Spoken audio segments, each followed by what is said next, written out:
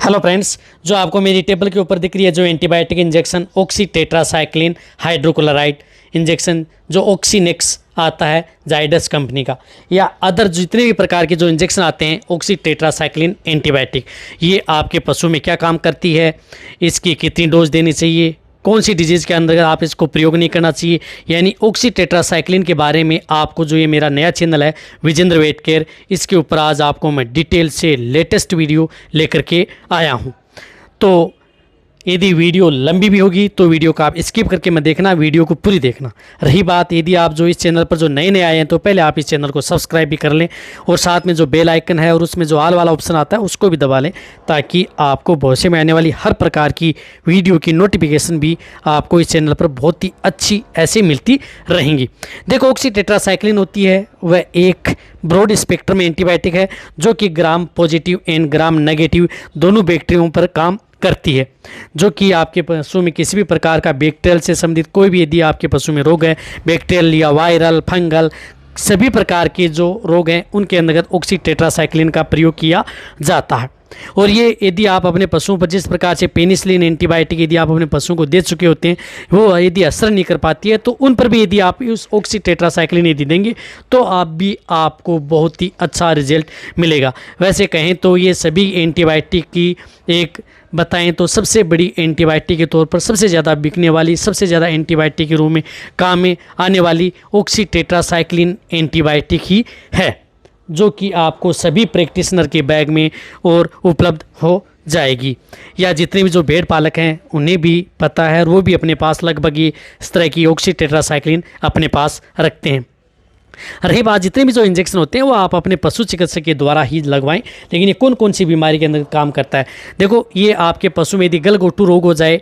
जो haemorrhagic septicaemia यदि आपके पशु में हो जाता है तो उसके अंदर भी इस एंटीबायोटिक इंजेक्शन का प्रयोग उन पशुओं में किया जाता है और बहुत ही अच्छा रिजल्ट देखने को मिलता है। वैसे गलघोटू रोग के बारे में मेरे चैनल जो वेट पेट एंड कैटल है उसके ऊपर डिटेल से वीडियो बनी हुई है, वो भी आप जा करके देख सकते हैं। इसी तरह यदि आपके पशु में जो स्ट्रेंगल है घोड़ों में होने वाला रोग है उसमें भी इसका प्रयोग किया जाता है। यदि आपके पशु में एंथ्रेक्स रोग हो जाता है तो भी एंथ्रेक्स के अंदर भी इसका बहुत ही अच्छा रिजल्ट है, उसके अंदर भी इसके ऑक्सी टेट्रासाइक्लिन जो एंटीबायोटिक आती है इसका प्रयोग किया जाता है। यदि आपके पशु में जिस प्रकार से मेस्टाइटिस यानी थनैला रोग हो जाए, किसी भी तरह प्रकार का हो, यदि आप एक्यूट मेस्टाइटिस है तो उसके अंदर बहुत ही अच्छा रिजल्ट मिलता है। आप शुरू में यदि आप इस एंटीबायोटिक का प्रयोग करेंगे तो बहुत ही अच्छा, हालांकि इसकी डोज किसी भी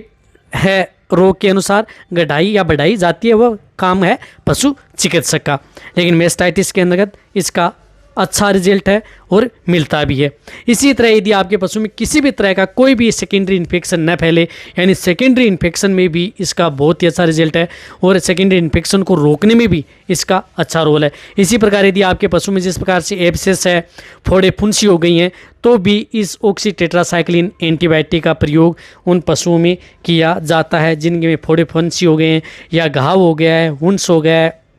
तो भी, या यदि आपके पशु में कहीं पर चोट लग गई है, चोट लगने के कारण या किसी की धारदार हथियार लग जाने के कारण यदि आपके पशु में घाव हो गए तो उस स्थिति में भी आप इस oxy tetracycline hydrochloride antibiotic injection का प्रयोग आप अपने पशुओं पर करा सकते हैं। यदि आपका पशु जल गया है, जल भी जाए तो भी उस स्थिति के अंदर भी इस एंटीबायोटिक इंजेक्शन को लगाया जाता है। यदि आपके पशु में किसी भी तरह का यदि इन्फेक्शन हो जाए उसको रोकने के लिए भी इस एंटीबायोटिक जो ऑक्सीनेक्स एंटीबायोटिक जो ऑक्सी टेट्रासाइक्लिन आती है इस एंटीबायोटिक का प्रयोग किया जाता है। ये क्या है कि सिंपल है, वैसे लॉन्ग एक्टिव भी आती है, लॉन्ग भी आती है, लेकिन ये सिंपल जो ऑक्सी टेट्रासाइक्लिन है। इसी तरह यदि आपके पशु में जिस प्रकार से बच्चेदानी में इन्फेक्शन हो जाए, गर्भाशय में यदि कोई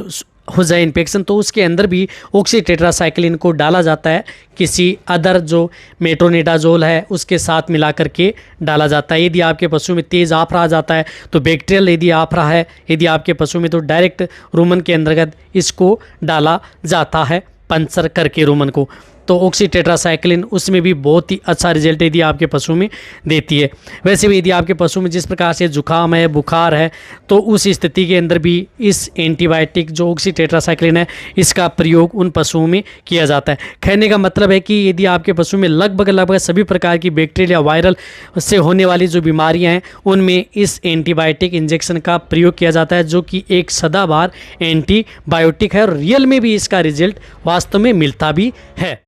अब आपको इसकी डोज बताऊं तो ऑक्सीटेट्रासाइक्लिन की डोज होती है 5 से 10 mg पर kg बॉडी वेट सभी पशुओं में है उसकी डोज। अब यदि डोज निकाल करके भी बताई जाए तो उसके अंदर जिस प्रकार से बड़े पशु हैं उसमें आप 15 से 20 ml इसका प्रयोग करवा सकते हैं। जो ये इंट्रामस्कुलर, इंट्रावीनस, सबकट यानी तीनों रूट से ये एंटीबायोटिक इंजेक्शन ऑक्सीटेट्रासाइक्लिन ऑक्सीनेक्स का प्रयोग किया जाता है, यानी तीनों रूट से लगता है। इसी प्रकार जो स्मॉल एनिमल्स हैं उनमें आप 5 से 7 ml इंट्रामस्कुलर, इंट्रावीनस, सबकट तीनों रूट से किसी भी रूट से आप उन पशुओं को दे सकते हैं। अब कहने का मतलब है कि जो ये ऑक्सीटेट्रासाइक्लिन एंटीबायोटिक आती है ये आपके पशुओं में जिस प्रकार से यदि आप कई बता रहे निमोनिया में भी बहुत अच्छा रिजल्ट है, श्वास से संबंधित है, किसी भी प्रकार की बीमारी है, यानी कहने का मतलब है कि सभी प्रकार की बीमारियों में इसका अच्छा रिजल्ट है। रही बात इसकी प्रेगनेंसी, तो ये प्रेगनेंसी सेफ नहीं है। ज़्यादातर सेफ इसमें नहीं है कि यदि फर्स्ट ट्राइमेस्टर में जैसे पहले वाले 3 महीने में तो ऑक्सी बिल्कुल भी नहीं लगानी चाहिए। फिर वाले यदि सेकेंड थर्ड ट्राइमेस्टर में यदि लग भी जाए तो भूल में लग जाए, वरना ऐसे लगानी नहीं है। लेकिन इतना आपके पशु में इफेक्ट नहीं डालती, लेकिन फर्स्ट ट्राइमेस्टर में आपके पशुओं पर बहुत ज़्यादा प्रभाव डालती है। तो आप इस ऑक्सीटेट्रासाइक्लिन एंटीबायोटिक को फर्स्ट ट्राइमेस्टर में तो बिल्कुल न लगाएं, और जहाँ तक हो सकता है आप प्रेग्नेंट पशुओं को बिल्कुल न लगाएं, क्योंकि ये आपके पशु में जलन पैदा करती है जहाँ तक हो सकता है, जिससे आपका पशु स्ट्रेस में आ सकता है। स्ट्रेस में आने की वजह से आपके पशुओं का अबॉर्शन भी हो सकता है। यह आपके पशुओं के अंदर शारीरिक बच्चे की शारीरिक विकृतियाँ भी आ सकती है। यदि आपका पशु स्ट्रेस में हो जाए तो आप प्रेग्नेंट पशुओं को ये ऑक्सीटेट्रासाइक्लिन इंजेक्शन न लगाएं, यदि आपको अच्छा रिजल्ट यदि आपके पशुओं पर लेना है तो। एक और बताना चाहता हूं कि जिस प्रकार से ऑक्सीटेट्रासाइक्लिन है, इसी प्रकार जो कैल्शियम की इंजेक्शन है, कैल्शियम बोरोग्लूकोनेट जो इंजेक्शन आता है, या CBG आती है कालबोरल, इनको आप कभी भी एक साथ यदि मिला करके यदि आप अपने पशुओं को IV लगाती तो आपके पशुओं की तुरंत डेथ हो जाती है। तभी मैं कहता हूं कि मेरी वीडियो पूरी देखा करें। मेरी वीडियो में बहुत ही अच्छी और सही जानकारी आपको मिलती हैं आपको, ताकि आपको कहीं पर भी यदि जो फील्ड करने वाले हैं, जो नॉलेज ले रहे हैं, उनमें आने वाले भविष्य में बहुत ही अच्छा नॉलेज मिले, ताकि उनके इंजेक्शन में किसी भी प्रकार की कोई भी दिक्कत उन पशुओं जो वेटरनरी स्टूडेंट हैं उनको दिक्कत न हो।